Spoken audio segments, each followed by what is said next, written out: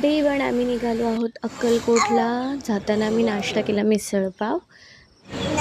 मठ्ठा बोलतात तिथे मसाला टाकला आणि आयशने मागवली होती कोल्ड कॉफी.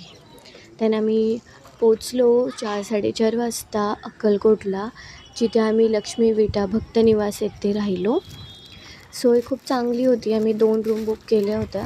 कसं आम्ही 8 लोकं होतो आणि एका रूममध्ये 4 लोकच ऑक्युपाय होऊ शकतात. तर तिथे आम्हाला सगळी चांगली सोय भेटली.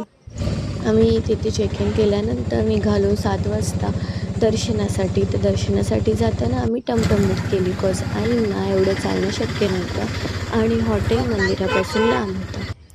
तर हे पहा, आम्ही आता अक्कलकोटला पोचलो आहे मंदिराच्या जवळ दर्शनासाठी. आज प्रचंड गर्दी आहे. भरपूरच कसुट्टे आलेले आहेत सलग. आणि ते एक छोटू आला, त्याने आम्हाला गंध लावण्यासाठी म्हणजे जस्ट आला आणि त्यांचं असं असतं की तुमच्या इच्छेने काय हवे असतील ते द्या. तुम्ही बघू शकता इथे महिलांसाठी एक वेगळी रांग केलेली होती आणि खरंच चांगलं झालं. खूप गर्दी होती आणि जे की पॉसिबल नव्हतं आम्हाला एवढ्या गर्दीमध्ये लहान मुलांना, जेंट्स वगैरे सगळं एकत्र जाणं. तर हे थोडं बरं पडलं आम्हाला. गर्दी फार आहे पण उत्साह खूप मोठा होता भक्तांचा. तुम्ही बघू शकता इथे. अगदी प्रसन्न वाटलं. सगळे सपोर्टिव्ह होते. कुठेही जरा जास्ती धक्काबुक्की झाली नाही.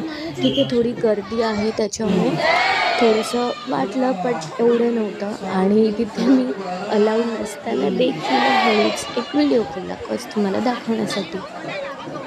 आणि दर्शनही छान झालं. तुम्ही बघू शकता गर्दी किती आहे.